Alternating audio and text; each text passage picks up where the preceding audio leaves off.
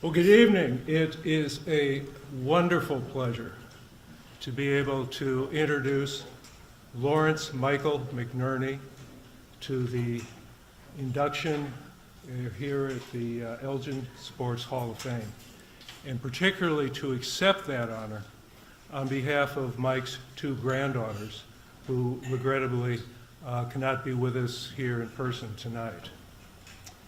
Now, when I look around the room, I'm struck by the fact that there's likely nobody here who knew personally Mr. McNerney, because after all, he passed away almost 80 years ago in 1942. But I can assure you that in his life, Mike McNerney, as he was known to his countless friends, established himself not only as one of Elgin's finest athletes, but one of Elgin's finest residents. And I hope tonight to be able to show you why his life is so important to why we are here this evening. Mike went to Elgin High. He starred in 3 sports.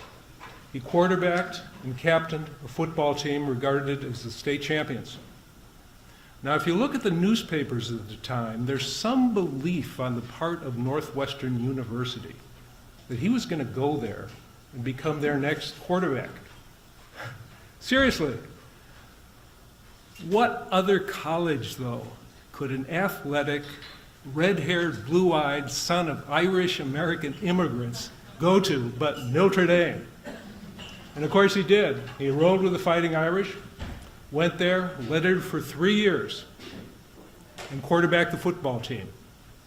Lettered for 3 years, and captained the baseball team. Mike graduated from Northwestern in 3 years, the president of his law class. He came back to Elgin to start his legal career, raise a family. But for all the obligations he took on, he had time to star for many years in regional baseball teams, including a famous semi-pro team in Chicago that routinely played in those days Major League competition. At the same time, he always had time for his Elgin Maroons, serving as a coach, organizing booster events, and you know he loved to get back to South Bend, where he struck up a friendship with a fellow down there named Newt Rockby, while Mike was down there supporting his Fighting Irish. As you're going to see tonight, Mike is being inducted into the Hall of Fame for his achievements in football, baseball, and as a friend of sports. He truly was an all-around sportsman.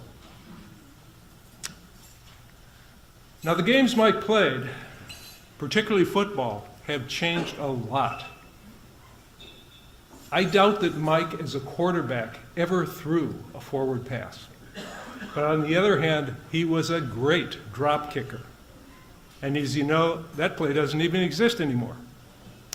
So when we're here tonight trying to get our modern minds around Mike's athletic achievements, I would suggest to you that what speaks to us are not statistics, but rather the qualities that he brought to the playing field, qualities that are timeless and always appreciated.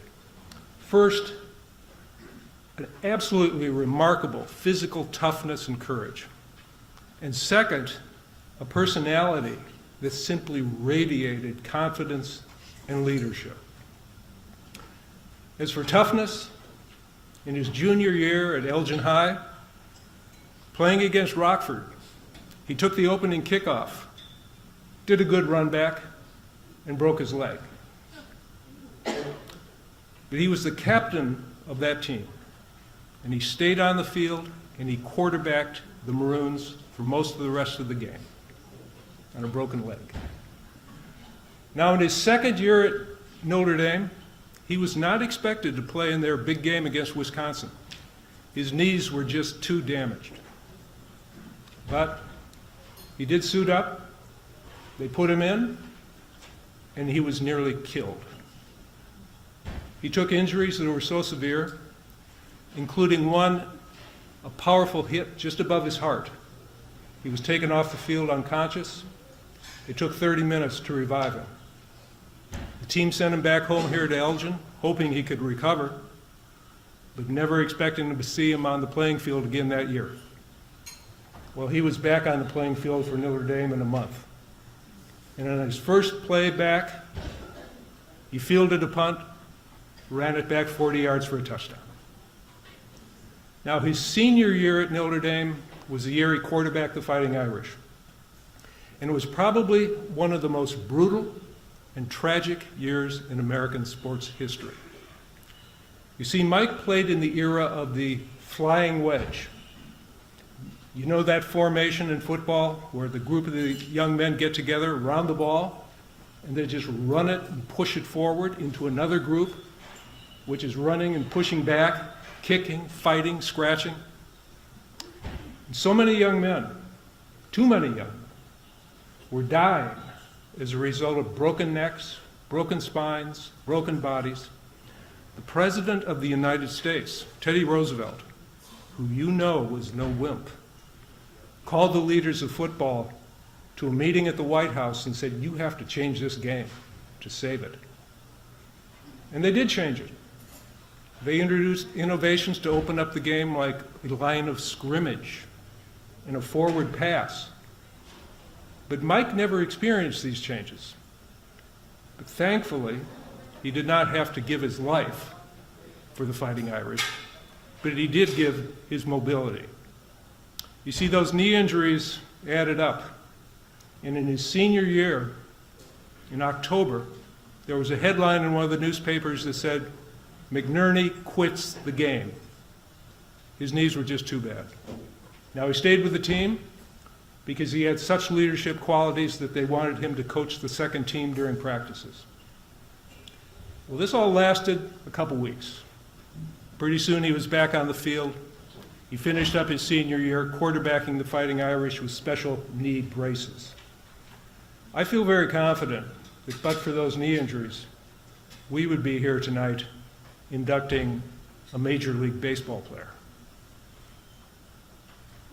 Now let me break here for a moment and express my personal congratulations, and I'm sure those of the McNerney family, to everyone, all the individuals and the teams, who are being honored here this evening.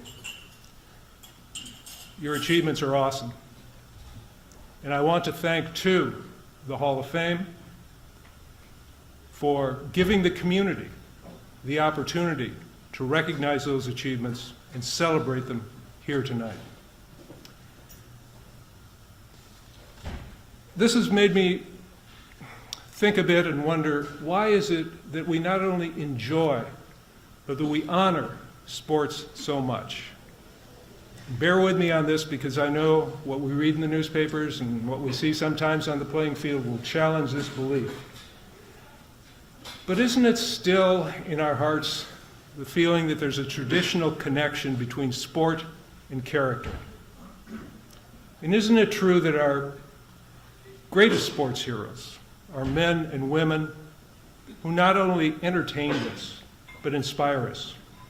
Jackie Robinson, Roberto Clemente, Jesse Owens, maybe Simone Biles. You have your own lists, each of you. Well, on my list is Mike McNerney. His life was an inspiration and a validation of the dignity of sports, the mission of this Hall of Fame, and why it is so great that we're able to get together here tonight and celebrate those values. Now, I'll say this, we all can be inspired by Mike's physical courage that he showed on the playing field, but that courage carried over into the rest of his life. When he was a young lawyer, he returned from lunch one day, looked under a desk and found a live bomb under the desk of a judge he was working for. And he took care of that situation. And Mike's physical courage was always coupled with a moral courage. He took on a lot of tough cases, and not always popular ones. And in the 1920s, when the Ku Klux Klan here in Elgin, yes, we did have one, burned a cross on the front yard of a Catholic priest here in town. And that priest called up the Elgin police asking for help.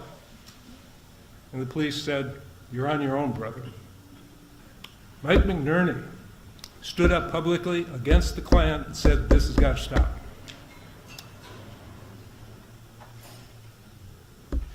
The city of Elgin loved Mike's courage. They loved his leadership. They gave him many leading roles in civic and social organizations here. And in 1935, when the city of Elgin was getting ready to celebrate its first 100 years, a big centennial, the person they chose to lead the organization which would be arranging for those celebrations, it's Mike McNerney.